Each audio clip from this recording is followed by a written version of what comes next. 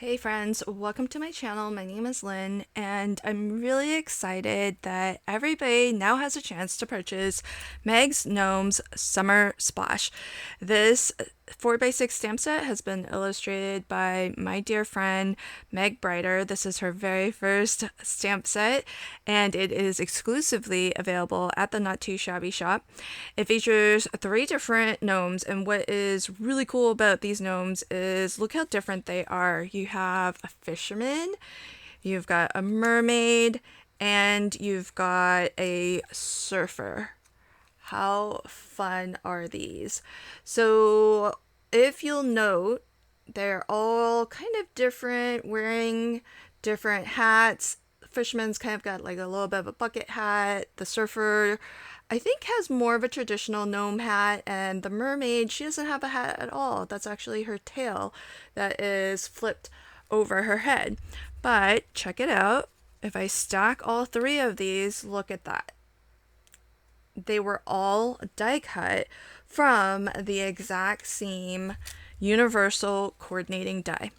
This die is sold separately, but I really encourage everybody to consider getting it for a lot of different reasons. The first is that it's going to do triple duty. It can actually cut all 3 of your stamped images, so it gives you a little bit more value for your money there. And as well, Meg and I have been putting out Coloring with Meg classes where Meg has illustrated and made available in those classes and as digital illustrations if you would like to purchase them separately, additional gnomes. So these are just a couple of them. There's Daisy Gnome and there's Dragon Knight Gnome. So these are actually colored by Meg herself, and in the Coloring with Meg class, you actually get a coloring class tutorial taught by Meg, and it's recorded in real time, so the folks who actually watch it live have the benefit of interacting with Meg during the class and asking questions. But everything's available to watch on demand now, and in those classes you actually do get printables where you can print out the pre-colored versions as well as an outline version so that you can color along with Meg if you are following along with the class. And the exact same die, I'll just show you, will cut these digital illustrations as well. So I don't know if there's ever been a die put out there that not only can cut out stamped images with your photopolymer stamps, but also coordinates with digital illustrations. So this single die is going to continue to bring you value for your money because Meg and I are going to continue to put out more Coloring with Meg classes and or more digital illustrations of gnomes that you can then cut out with your coordinating die. So how fabulous is that? I don't know if this is a first ever, but certainly I don't see it very often. And besides that, everybody who picks up the die will have a special coupon code where they can get a free Coloring with Meg class, a free Coloring with Meg class called Candy Gnome. Now, if you purchase early, you'll probably get this die and all of the details for how to redeem that free class and the free digital Candy Gnome in time for the first live recording of the class. And of course, if you purchase it later, it'll be available on demand for you to follow along with, just like the previous classes. But order early if you'd like to be a part of the class live so that you have the benefit of actually asking Meg questions as she's teaching, which I think is really great because it is a way for you to almost get one-on-one feedback.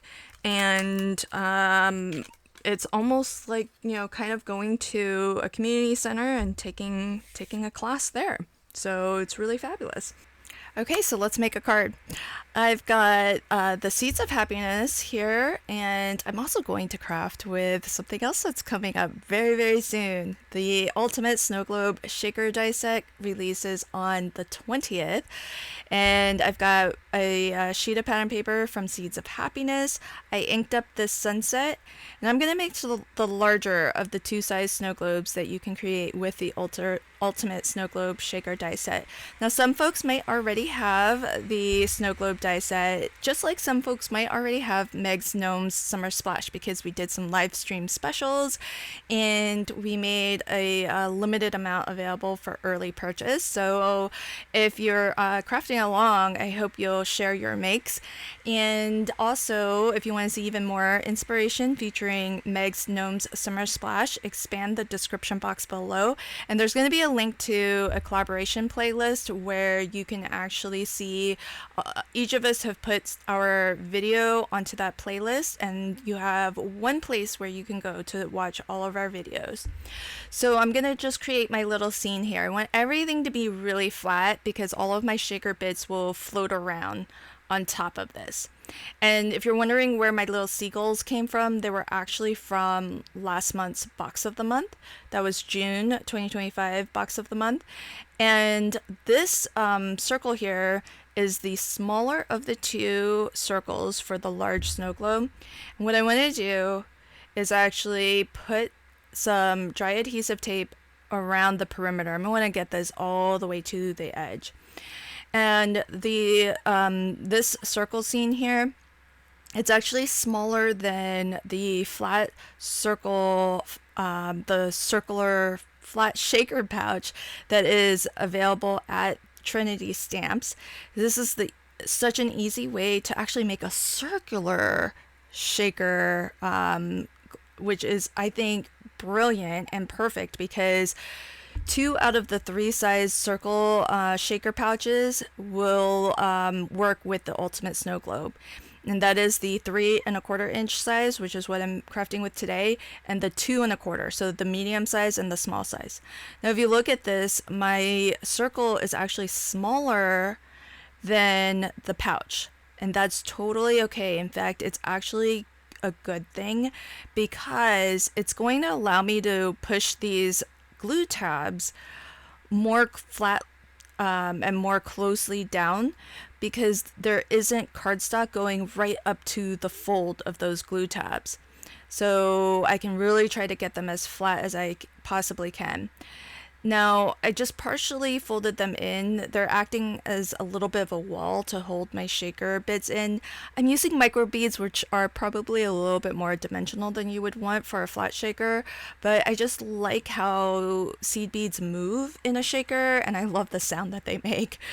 So what I'm going to do is position this circle scene here.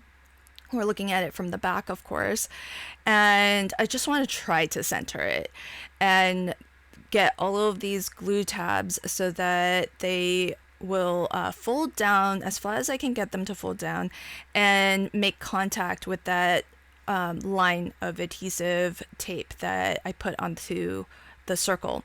So you want to really burnish as much as you can, but I am going to secure those tabs with another layer of cardstock behind it. So this I've cut with the larger of the 2 circles in the Ultimate Snow Globe Shaker die set. And this actually is just a smidge larger than the shaker pouch. It's right about at the same size, but not exact. And so when you put this on here, you'll see there's just a little bit like about a 1/16 of an inch all the way around. But that means when we get our frame here, it's gonna, on top, it's going to look nice and tidy, and everything's gonna look really finished. You won't even see those glue tabs at the end.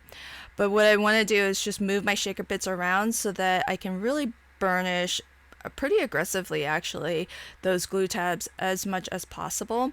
And now that the glue tabs are sandwiched in between 2 layers of cardstock, that should hopefully hold it down really securely.